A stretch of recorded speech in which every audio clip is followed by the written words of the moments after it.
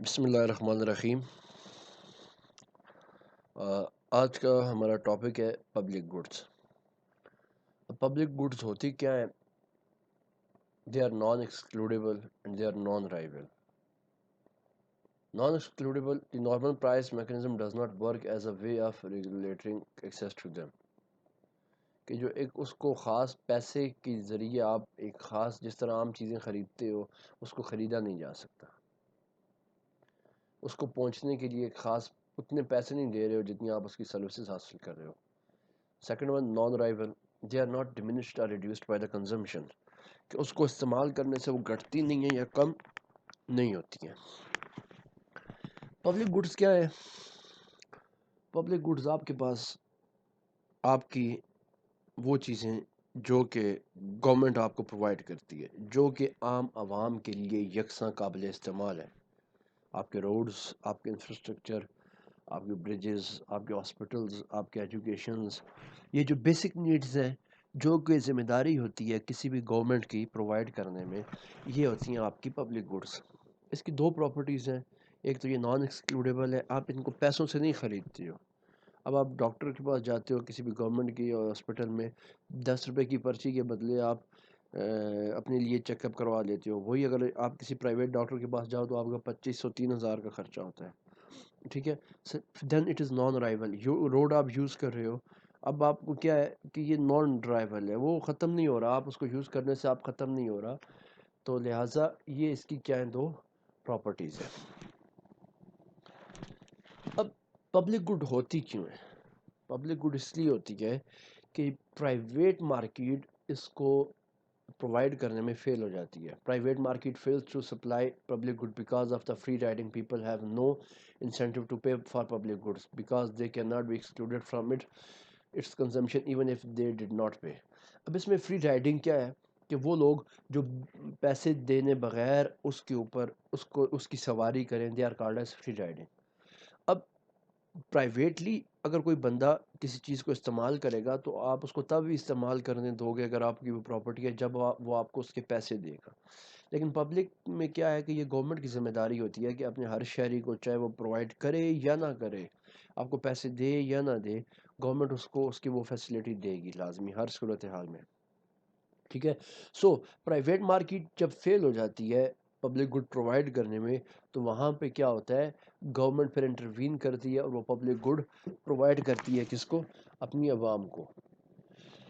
اب role of international economic institutions, primary difference between the international institution and national government, the former have limited enforcement power. اب اس بنیادی فرق کیا ہے ایک بین الاقوامی اور قومی اداروں کے اندر؟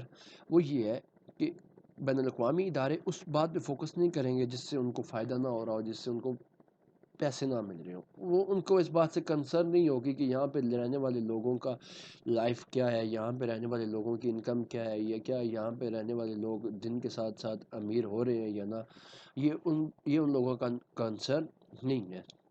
لیکن گورنمنٹ نے کیا کرنا ہوتا ہے، اس نے اپنی جو اسٹینڈرڈ آف دا لائف ہے اپنے لوگوں کی، اس کو ہر حال میں اس نے کیا کرنا ہوتا ہے، امپروو کرنا ہوتا ہے۔ Order and certainty are public intangible that are different from the most goods and services. یہ جو گڈز اینڈ سروسز ہیں یہ پھر ذمہ داری کس کی ہوتی ہے؟ گورنمنٹ کی۔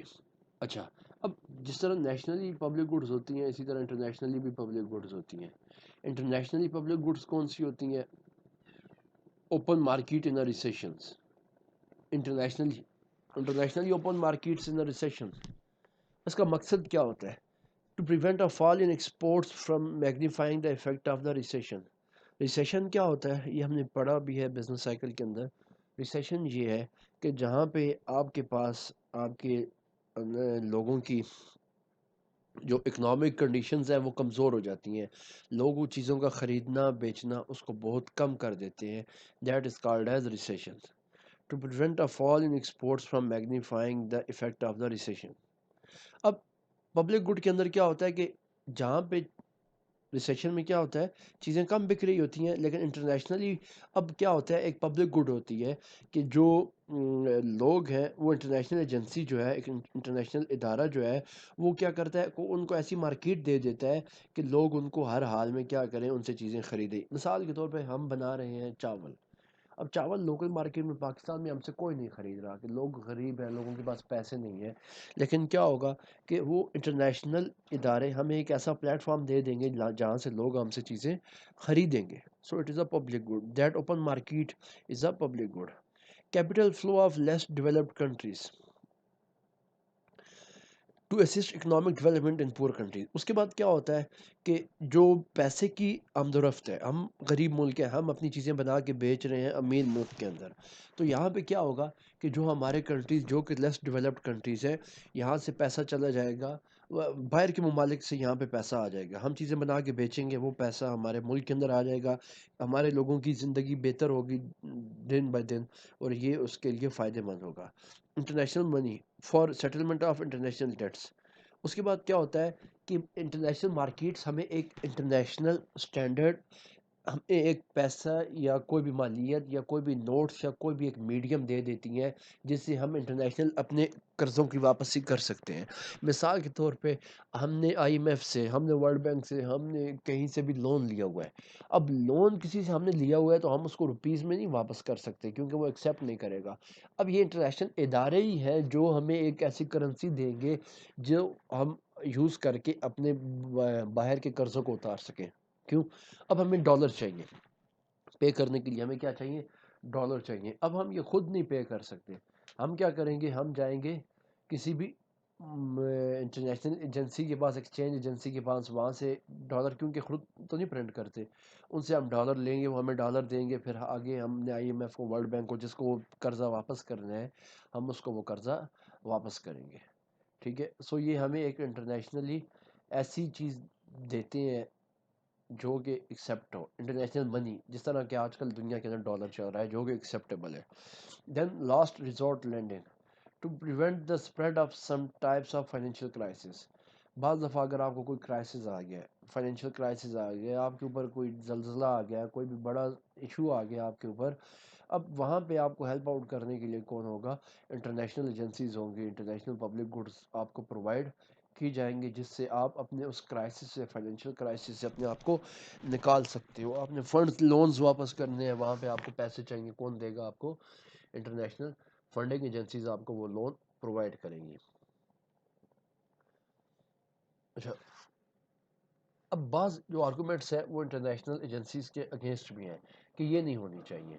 اس کی وجہ کیا بتاتے ہیں کہ ایک تو globalisation is dangerous and should be limited کہ گلوبلائزیشن دنیا کے اندر کم ہونی چاہیے.